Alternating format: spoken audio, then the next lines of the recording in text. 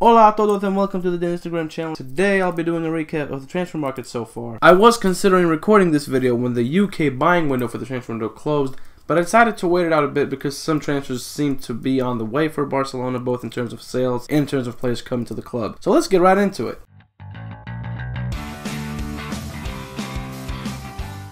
Luca Digne went to Everton for 20.20 million euros after a lack of playing time under both Enrique and Valverde, and Marco Correa and Juan Miranda were mentioned as possible replacements for him. Initially, Cucurella was supposed to have that backup spot, but unfortunately did not perform during preseason, and therefore Juan Miranda, who did perform very well during the preseason, seems to be taking that spot, and Cucurella seems to be on his way out. This just in, Marco Correa has been loaned out to Eibar on a one-season deal with a buy option at the end, and that does mean that Juan Miranda will be Alba's backup throughout the season. Andre Gomes and Yeremina went to Everton in a package deal. They joined the Merseyside Blues, respectively, on a loan deal and on a transfer. Andre Gomes' loan deal was for one season and cost Everton 2.5 million euros. Yeremina went for 30.25 million and another 1.5 in variables. And the Colombians sent a very heartfelt message on Instagram to the fans of Barcelona and the staff of Barcelona, and we wish him good luck. One Vidal and another one out was the headline that took Spain by storm when Arturo Vidal and Aleix Vidal both left and signed the club on the same day. Aleix Vidal went back to Sevilla for 8.5 million euros and 2 million in variables, and Arturo Vidal joined Barca for a small price of 18 million euros and an additional 3 in variables. That transfer was very discussed among the Barca fan base. Some felt like he was too old, some felt like he could be just the right fit. But you gotta remember, technically speaking, he is the replacement of Paulinho, not Iniesta, and we'll see how he does. He's done well in the game against Sevilla. It will be interesting to see how Valverde incorporates him into the lineups. Clement Lenglet, or Longlegs as Kate from ESPN called him, joined the club for 35.9 million euros, which was his release clause at Sevilla, and an additional 3 million in variables. Artur Melo joined from Grêmio for a price that could well end up at 40 million, as Barca paid 31 million for him and have an additional 9 million in variables to pay, depending on his performances and some clauses in the contract. Malcolm, arguably the mercato highlight for Barca, was the end product of them hijacking a Roma's transfer with Bordeaux for the Brazilian. Roma claimed that a deal was done between the two parties, and Bordeaux said nothing was signed, and therefore didn't want to keep their deal with Roma as Barca counteroffered the Italians. The deal caused a lot of controversy between the clubs and their fan bases, and when he scored against them in the ICC, it didn't exactly make it any better for Roma. They ended up coming back and winning the game, however, but in a game where Ricky Puig and other young talents got to showcase their skills, I think it's needless to say that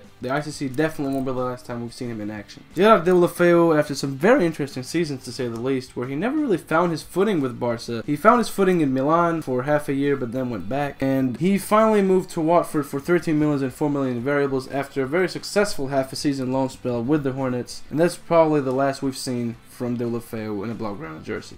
Paulinho went to Guangzhou Evergrande in what, from my point of view, seems like a money laundering deal all the way from start to finish. The move is a loan move for one season, and he technically transferred when the Chinese season had already begun. He'll be bought from Guangzhou in January, which is when the Chinese fiscal year is reset, and most reports say that the price will be around 50 million. It's a good deal from an economical point of view, but then again, if it is money laundering, it's really not a deal that Barca should be involved in to begin with. The treble winner Douglas went on loan to Sivasspor for one season after having a lot of trouble in finding a new club, and the loan deal ended up costing the Turks 1.25 million. He will be back unless they buy him when the loan deal is over. Adrian Ortola, the goalkeeper from Barca B, went to Deportivo de La Coruña on a loan deal for 1.50 mil for a season, so he will be back when that loan spell is over.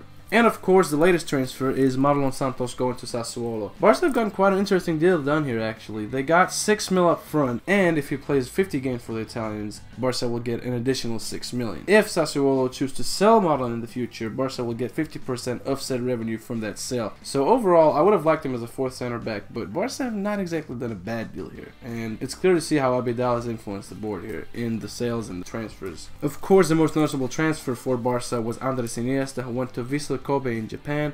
He's already shown his qualities with 2 great goals, both set up by former Arsenal player Lukas Podolski, and it's definitely not the last that we'll see from him in that jersey, but gotta say, we do miss him at Barca. Paco Alcácer finally moved away from Barcelona, but didn't end up in either Watford nor Everton as was initially planned for. Instead, he's going to join Bundesliga side Borussia Dortmund in a one-season-long loan deal for 2 million euros and they'll cover his entire salary during his stay there. When the loan spell is over, they'll have an option to buy him for 23 million euros and an additional 5 million euros in variables. Despite a lot of talk about Rafinha maybe leaving the club to Real Betis, he will stay at the club and will figure throughout the season under Ernesto Valverde. Alright guys, that was it for this recap. I hope you enjoyed this and I hope you'd like to see more. If you want to see more content like this, make sure to drop a like, leave a comment down below who you think will be the success of these signings, who you think will flop, if anybody. This channel will, as you saw in the channel trailer, have both podcasts coming up, recaps like these, maybe recaps after games. So let me know what you want to see down below, and if you have any suggestions for other types of videos, leave them down below in the comments. Again, thank you all for the support, and I will see you all next time.